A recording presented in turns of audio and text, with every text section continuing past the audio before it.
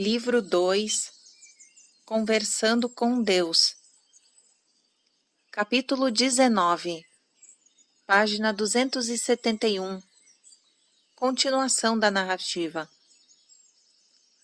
Agora o autor falando. Poucas vezes eu vi o Senhor tão indignado. Deus não fica indignado. Isso prova que o Senhor não é Deus. Deus. Deus é tudo. Deus pode ser tudo. Não há coisa alguma que não seja, e tudo o que ele experimenta de si mesmo, experimenta em, como e por meio de você. É a sua indignação que está sentindo. O autor. O Senhor está certo, porque concordo com tudo o que disse. Deus. Eu sei que todo pensamento que lhe transmito, você recebe através do filtro de sua experiência, sua verdade, seu discernimento, suas decisões e suas escolhas e declarações sobre quem é e quem escolhe ser. Não há outro modo de recebê-los. Não deveria ser de outra maneira. O autor. Bem, lá vamos nós novamente. Está dizendo que nenhuma dessas ideias e emoções são suas? Que todo este livro poderia estar errado? Está dizendo que toda esta experiência de minha conversa com o Senhor poderia ser apenas uma compilação de meus pensamentos e sentimentos a respeito de alguma coisa? Deus. Considere a possibilidade de eu estar lhe dando os seus pensamentos e sentimentos a respeito de alguma coisa. De onde supõe que eles vêm? De que estou cocriando com você as suas experiências? De que sou parte de suas decisões, escolhas e declarações? Considere a possibilidade de eu ter escolhido você, junto com muitas outras pessoas, para ser meu mensageiro, muito antes de este livro ser produzido. O autor. É difícil de acreditar nisso. A manchete é: Países em desenvolvimento discutem os direitos dos trabalhadores. Deus. Sim, nós tratamos detalhadamente deste assunto no livro 1. Contudo, eu falarei para este mundo, dentre outros mundos, por intermédio de meus mestres e mensageiros. E neste livro, direi a você que seus sistemas econômicos, políticos, sociais e religiosos são primitivos. Eu observo que quase todos vocês são arrogantes e acham que são melhores. Vejo-os resistindo a qualquer mudança ou melhoria que tire qualquer coisa de vocês. Não importa a quem isso possa ou poderia ajudar. Eu repito que o seu sistema de planeta precisa de uma grande mudança na consciência de vocês, de um novo respeito por toda a vida e de uma compreensão mais profunda da relação que há entre todas as coisas. O autor. Ótimo, continue. Bem, o Senhor é Deus. Você não quer que as coisas sejam como são? Por que não as muda? A reportagem é sobre o que chamam de antiga discordância entre as nações industrializadas e os países em desenvolvimento a respeito dos direitos dos trabalhadores. Dizem que os líderes de alguns países em desenvolvimento temem a uma campanha para ampliar os direitos dos trabalhadores. Crie um meio subreptício de impedir os seus produtos fabricados com um baixo custo de mão de obra, cheguem aos mercados consumidores das nações ricas.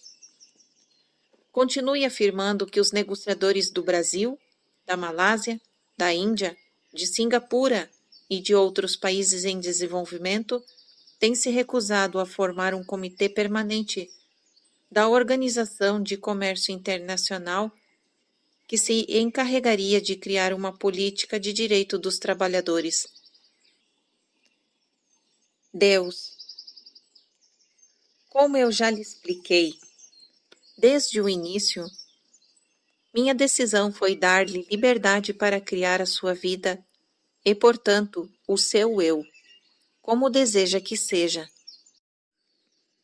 Você não poderá conhecer o seu eu como o Criador se eu lhe disser o que e como criar, e depois exigir ou fizer com que crie isso.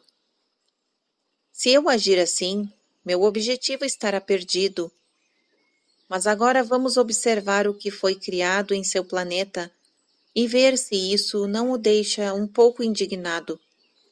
Vamos olhar para apenas 4 páginas de um de seus maiores jornais diários em um dia típico. Pegue o jornal de hoje. A que direitos a reportagem se refere? O autor. Está escrito: Direitos básicos dos trabalhadores, como proibição de trabalho forçado, padrões de segurança no trabalho e uma garantia de oportunidade de negociar coletivamente.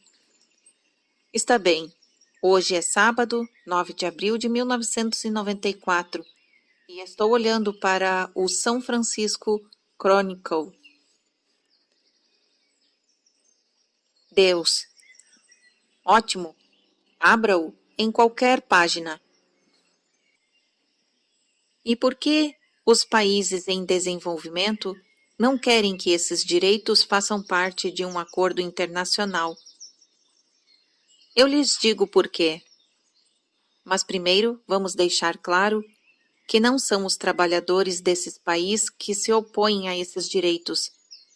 Os negociadores dos países em desenvolvimento são as mesmas pessoas ou estão intimamente ligados a elas que possuem e dirigem as fábricas. Em outras palavras, os ricos e poderosos. O autor. Sim, abri na página A-7. Deus. O que vê aí? Como nos tempos que antecederam o movimento dos trabalhadores na América, essas são as pessoas que se beneficiam com a exploração da classe operária.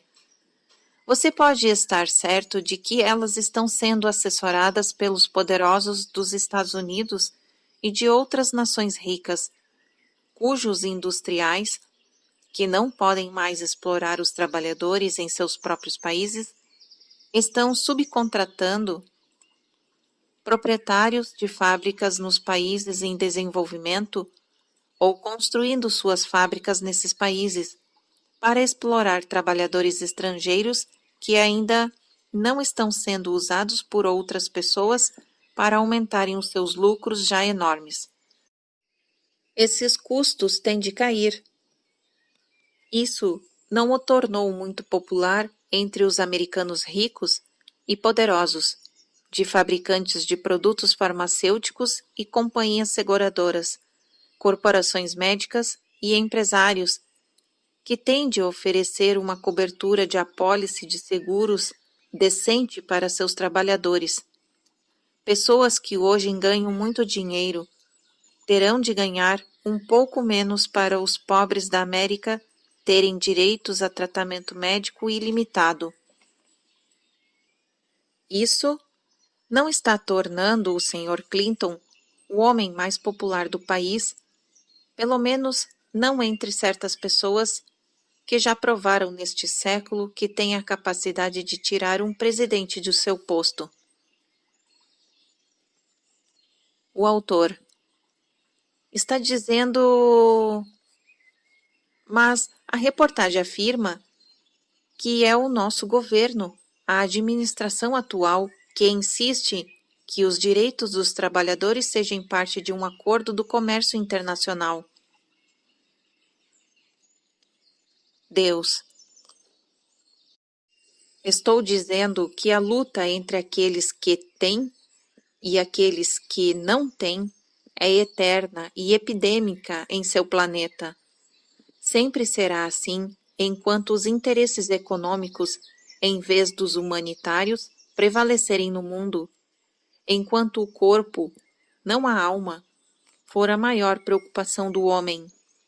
Seu líder atual, Bill Clinton, é um homem que acredita nos direitos básicos dos trabalhadores, mesmo se seus industriais poderosos não acreditam.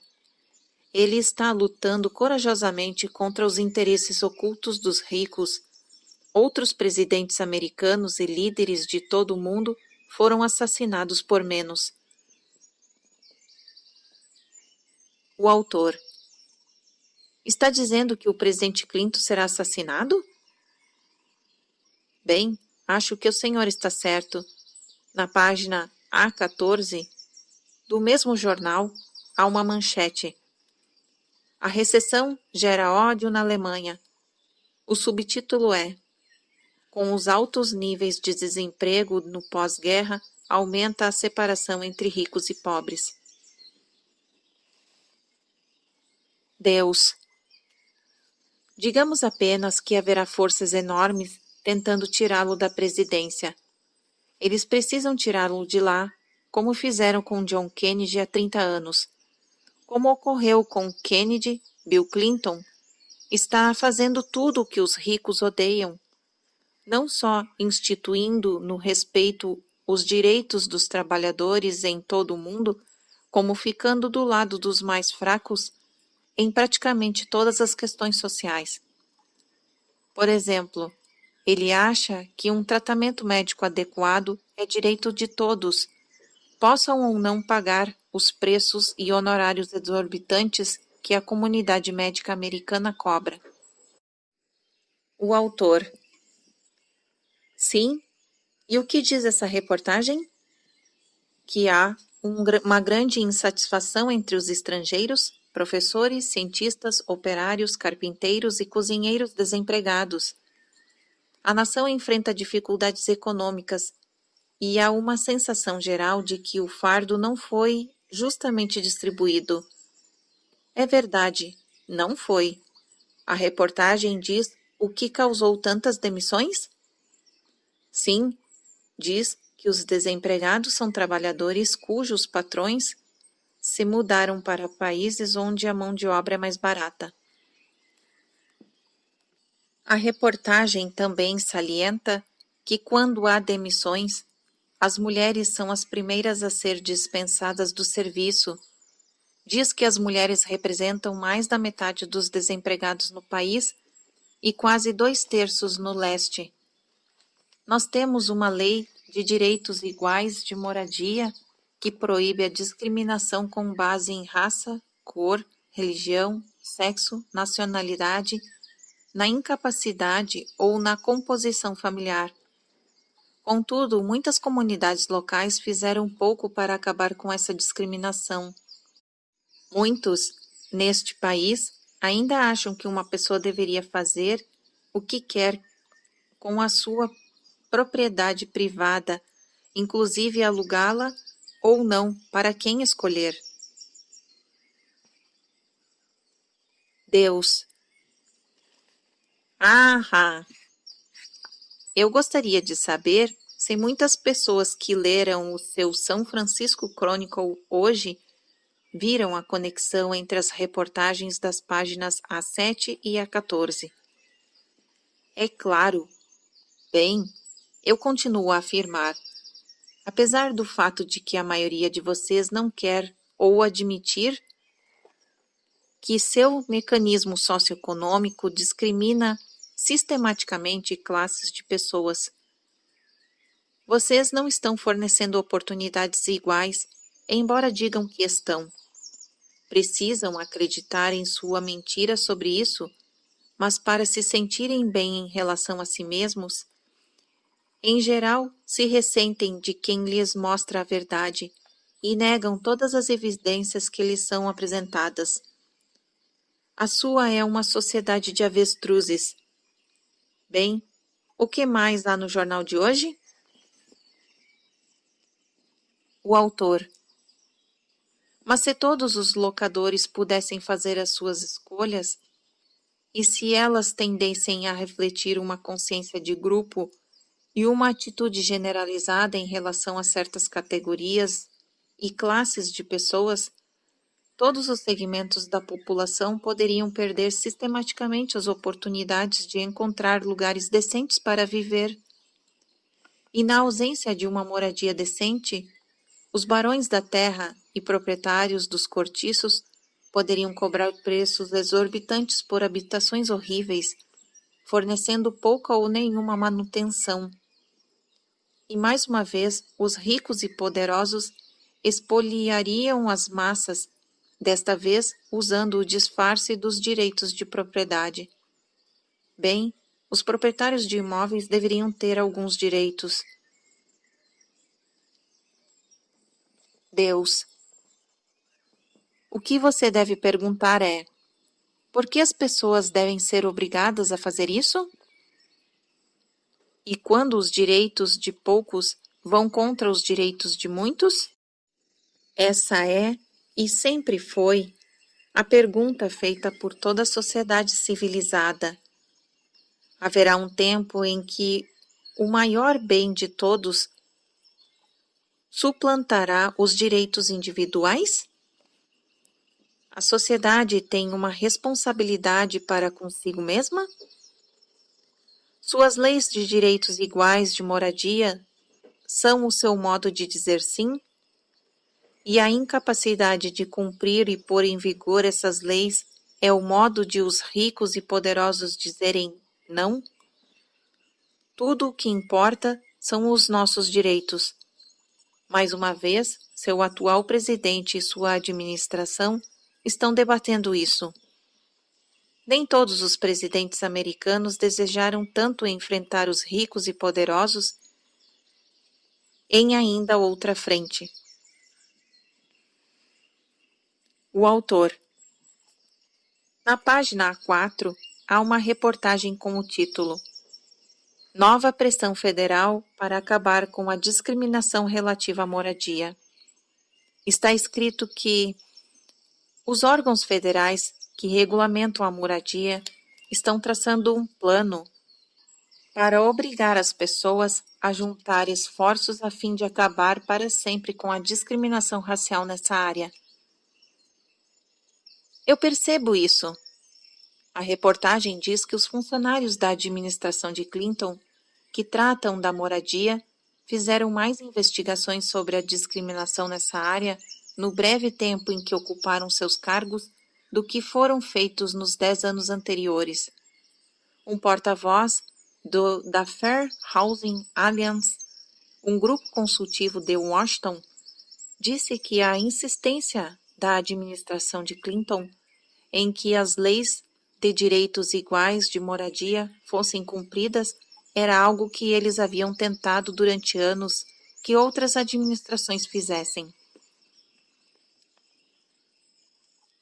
Deus. A sua é uma raça muito primitiva, em que a força é tudo o que vocês compreendem.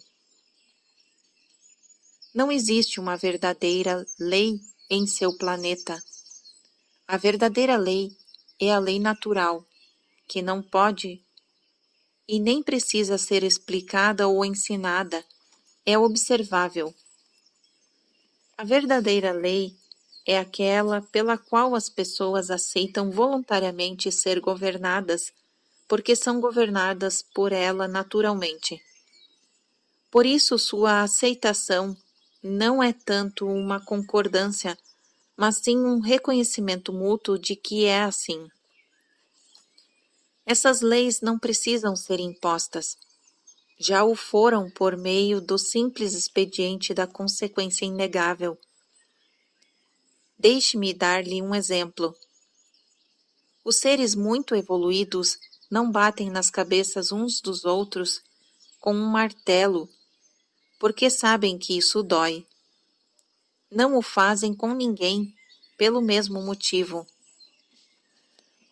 Os seres evoluídos observam que se você batesse em alguém com um martelo, essa pessoa ficaria machucada. Se continuasse a fazê-lo, ficaria zangada. Se continuasse a deixá-la zangada, ela encontraria um martelo e acabaria revidando. Portanto, os seres evoluídos sabem que se você bater em alguém com um martelo, estará batendo em si mesmo com ele.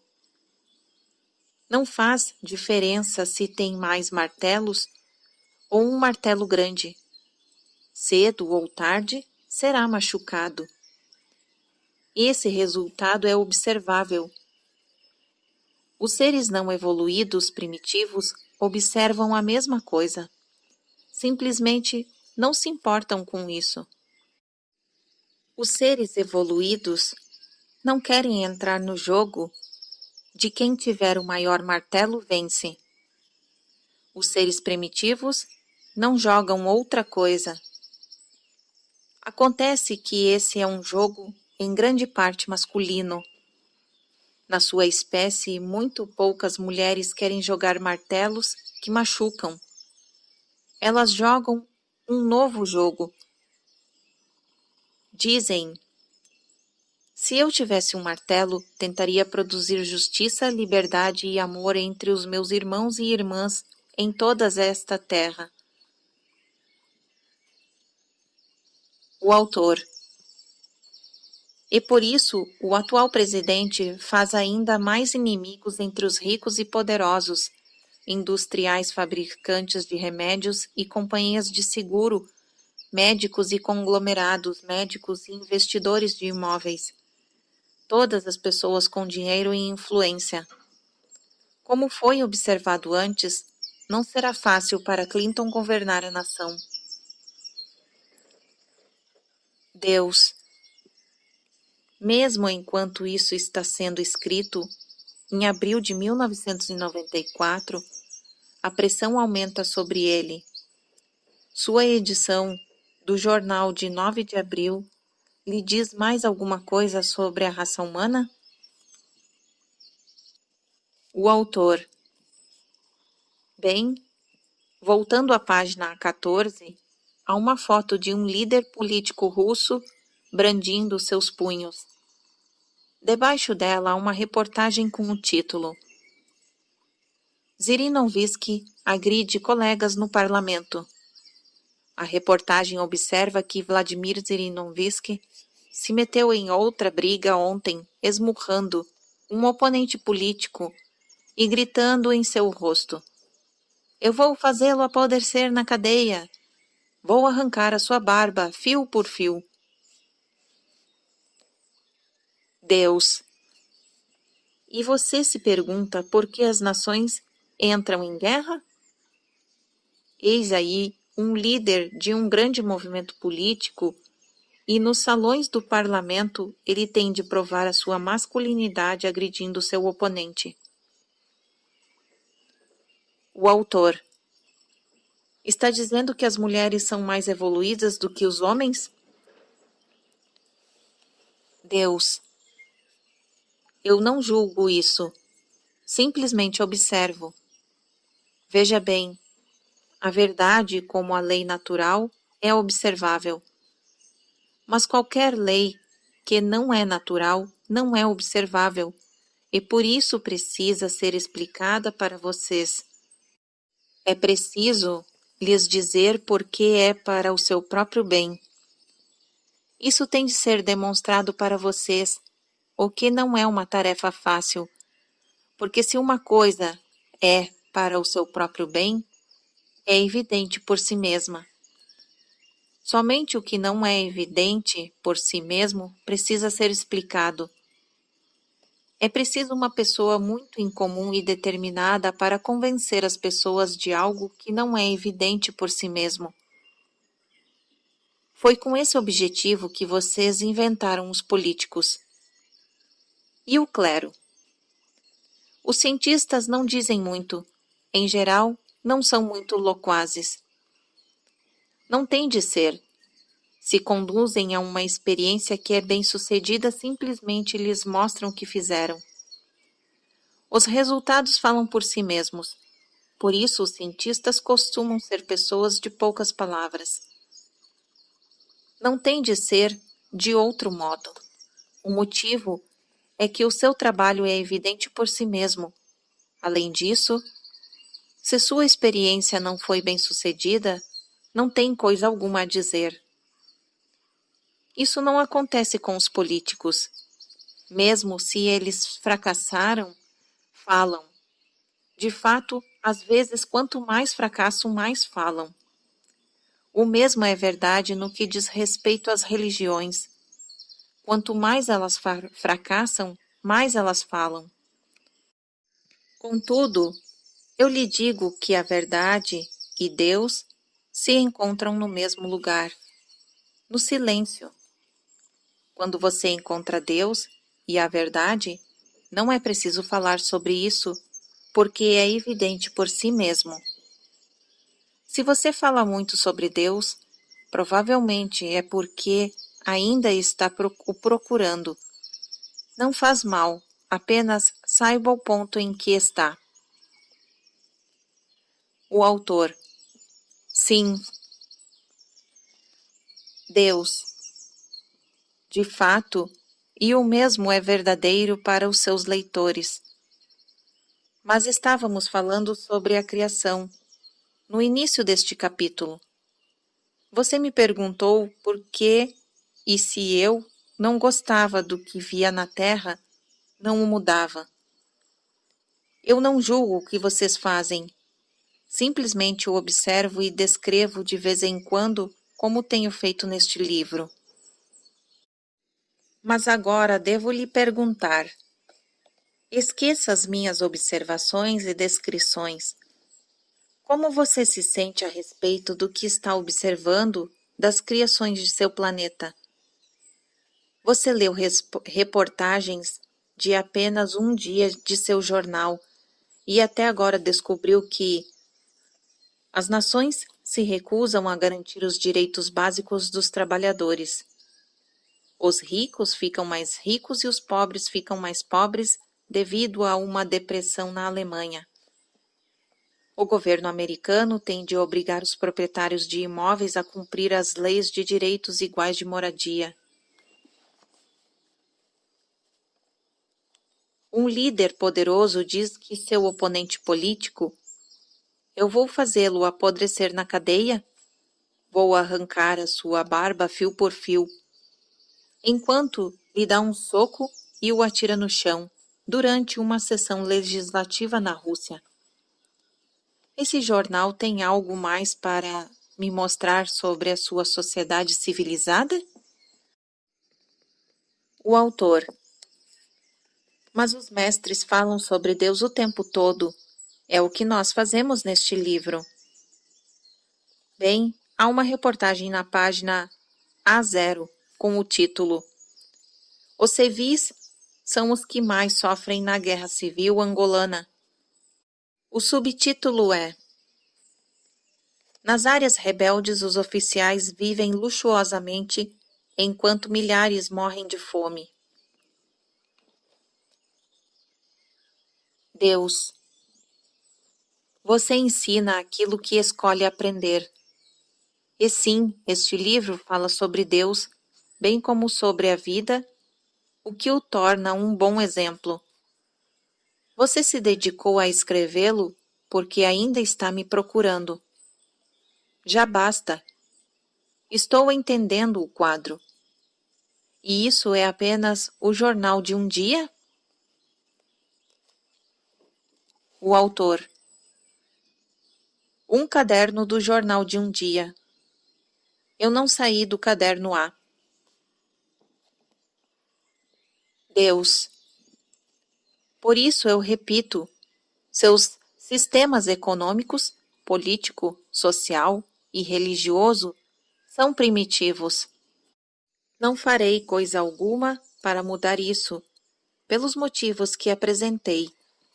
Vocês devem ter livre-arbítrio no que diz respeito a essas coisas, para poderem experimentar o meu objetivo mais elevado para vocês, que é se conhecerem como o Criador. E depois de milênios, foi até esse ponto que vocês evoluíram. Foi isso que criaram. Isso não os deixa indignado? Contudo, você fez uma coisa boa. Veio a mim em busca de conselhos. Repetidamente a sua civilização tem se voltado para Deus perguntando: onde nós erramos? Como podemos melhorar? O fato de vocês terem sistematicamente ignorado os meus conselhos não me impede de oferecê-los de novo. Como um bom pai, estou sempre pronto para fazer uma observação útil quando me pedem. Também, como um bom pai, desejo continuar a amá-los, mesmo se sou ignorado. Por isso estou descrevendo as coisas como realmente são, e estou lhe dizendo como pode se sair melhor. Estou fazendo de um modo que o deixa um pouco indignado, porque quero chamar a sua atenção. Vejo que tenho de fazer isso. O autor. O que poderia causar a grande mudança de consciência da qual o Senhor falou repetidamente neste livro? Deus. Há uma pequena mudança acontecendo. Nós estamos pouco a pouco tirando do bloco de granito, que é a experiência humana, seu excesso não desejado, como um escultor tira o excesso para criar e revelar a verdadeira beleza da escultura final. O autor. Nós? Deus. Você e eu, por meio do nosso trabalho nesses livros e em muitos outros, todos mensageiros. Os escritores, artistas, produtores de televisão e cinema, os músicos, cantores, atores, dançarinos, professores, xamãs e gurus, os políticos, líderes. Sim, há alguns muitos bons e sinceros. Médicos, advogados. Sim, há alguns muito bons e sinceros. As mães, os pais, as avós e os avós em salas de estar, cozinhas e pátios dos fundos de toda a América e de todo o mundo. Vocês são os precursores e anunciadores. E a consciência de muitas pessoas está mudando por sua causa. O autor. Será preciso uma calamidade mundial, um desastre de gigantescas proporções, como alguns têm sugerido? A Terra deve se inclinar em seu eixo para ser atingida por um meteoro, para fazer desaparecer todos os seus continentes antes de as pessoas ouvirem? Devemos ser visitados por seres de outros planetas e ficar loucos de medo antes de termos visão suficiente para perceber que somos todos um? É preciso que todos enfrentemos a ameaça de morte antes de sermos galvanizados para encontrarmos um novo modo de viver?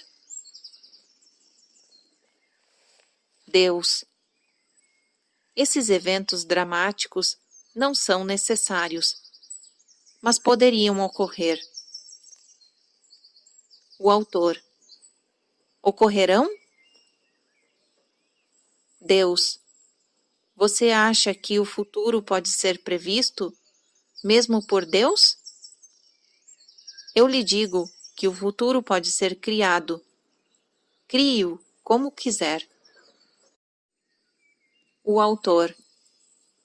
Mas o Senhor disse antes que na verdadeira natureza do tempo não há futuro, que todas as coisas acontecem no momento atual, no momento eterno do agora. Deus. Isso é verdade. O autor. Bem, esses terremotos, essas enchentes e esses meteoros estão atingindo o planeta agora ou não? Não me diga que Deus não sabe. Deus, você quer que essas coisas aconteçam? O autor. É claro que não. Mas o Senhor disse que tudo irá acontecer, já aconteceu e está acontecendo agora. Deus. Isso é verdade. Mas o momento eterno do agora também está eternamente mudando. É como um mosaico que está sempre lá, mas sempre mudando. Você não pode pestanejar, porque será diferente quando abrir os olhos de novo. Observe, olhe.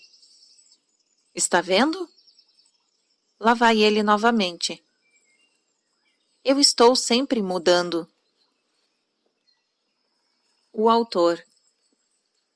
O que faz o Senhor mudar? Deus. Sua ideia sobre mim. Seu pensamento sobre tudo é o que faz tudo mudar, instantaneamente. Às vezes a mudança no todo é sutil, praticamente imperceptível, dependendo do poder do pensamento. Mas quando há um pensamento forte, ou coletivo, há um impacto tremendo, um efeito incrível. Tudo muda. O autor. Então haverá o tipo de grande calamidade mundial a que o Senhor se refere? Deus. Não sei. Haverá? Você decide. Lembre-se de que está escolhendo sua realidade agora. O autor. Eu escolho que isso não aconteça. Deus. Então, não acontecerá, a menos que se deixe que aconteça. O autor. Lá vamos nós de novo. Deus. Sim, você deve aprender a conviver com a contradição. E deve compreender a maior verdade. Nada importa. O autor. Nada importa? Deus. Eu explicarei isso no livro 3. O autor. Bem, está certo. Mas não gosto de ter de esperar por essas coisas. Já há muito aqui para você assimilar.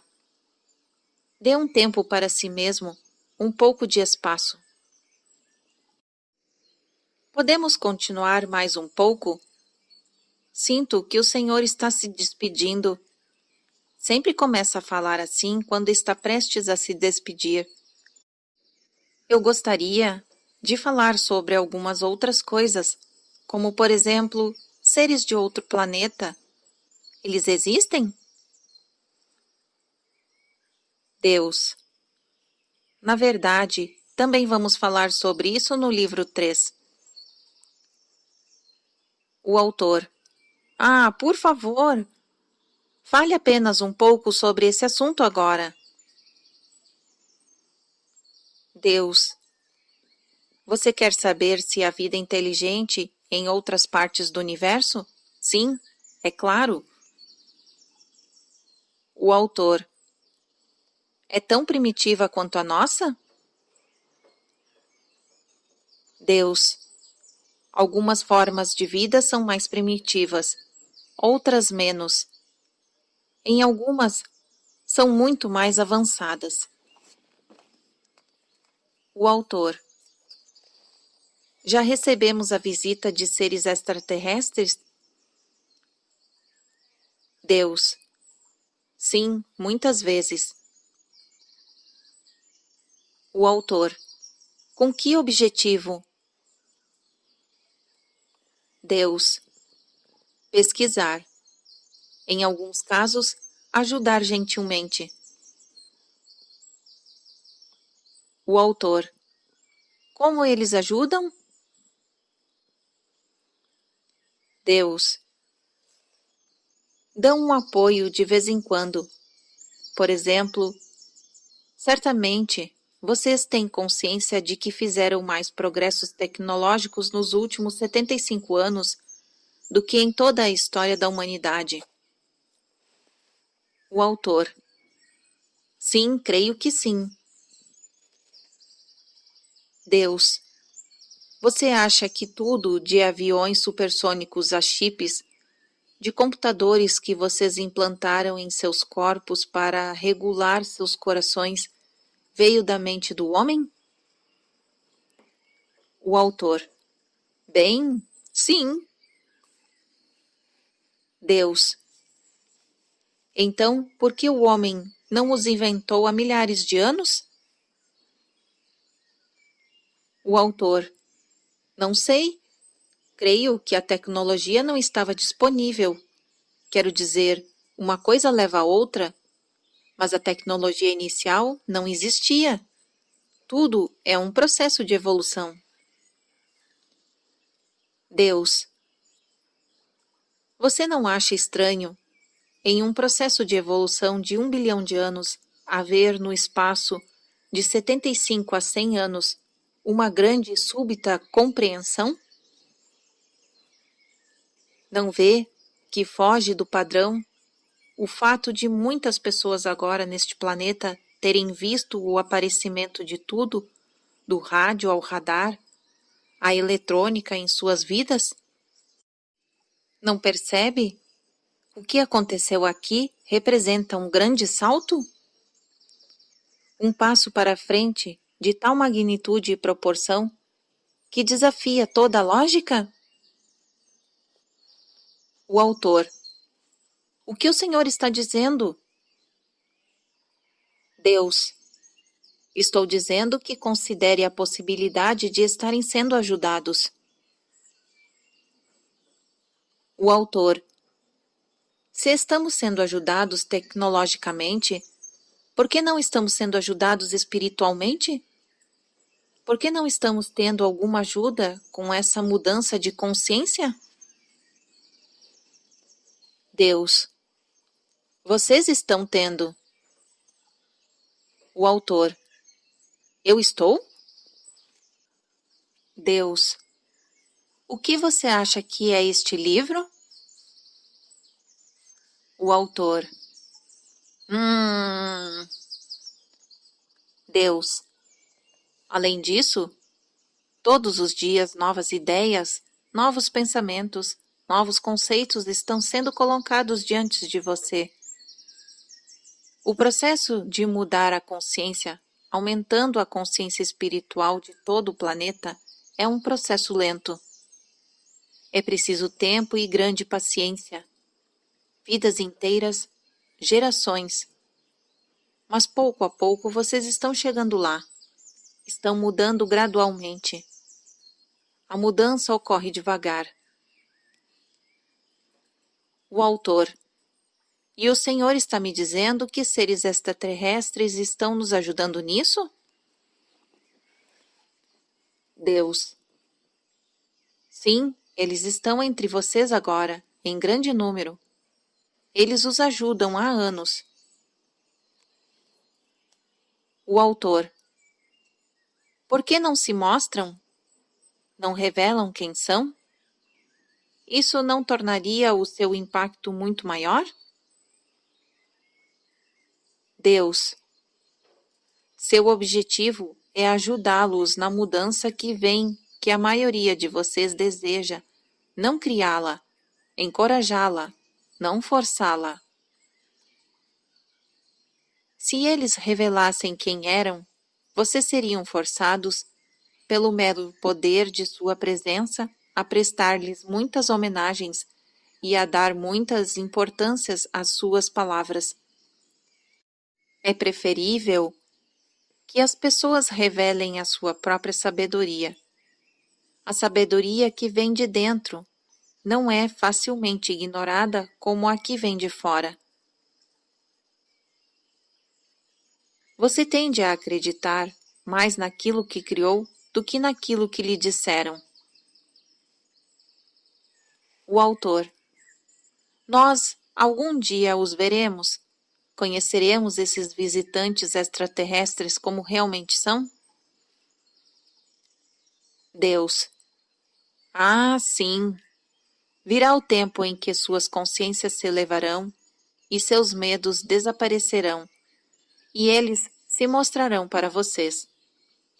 Alguns desses seres já fizeram isso com uma pequena quantidade de pessoas. O autor. E quanto à teoria, que cada vez se torna mais popular, de que esses seres são malévolos, há alguns que querem nosso mal? Deus. Há alguns seres humanos que querem o seu mal? O autor. É claro que sim. Deus. Alguns desses seres, os menos evoluídos, podem ser julgados por vocês do mesmo modo. Contudo, lembre-se de minha recomendação. Não julgue. Ninguém faz nada errado, dado o seu modelo do universo. Alguns seres avançaram em sua tecnologia, mas não em seu pensamento. Sua raça é até em certo ponto assim. O autor. Mas se esses seres malévolos são tão tecnologicamente avançados, é claro que poderiam nos destruir. Como poderemos impedi-los? Deus. Vocês estão sendo protegidos. O autor. Estamos? Deus. Sim, estão tendo a oportunidade de cumprir o seu próprio destino. Sua consciência criará o resultado. O autor. O que significa? Deus. Que nisso, como em todas as coisas, o que você pensa é o que obtém. O que teme é o que atrairá. Que aquilo a que resiste é o que persistirá. Que aquilo para o que você olha desaparece, dando-lhe uma chance de recriá-lo repetidamente se desejar, ou bani-lo para sempre de sua experiência. Que aquilo que escolhe, experimenta. O autor. Por alguma razão, não parece ser assim em minha vida. Deus. Porque você duvida do poder, duvida de mim. O autor. Provavelmente essa não é uma boa ideia. Deus. Definitivamente não.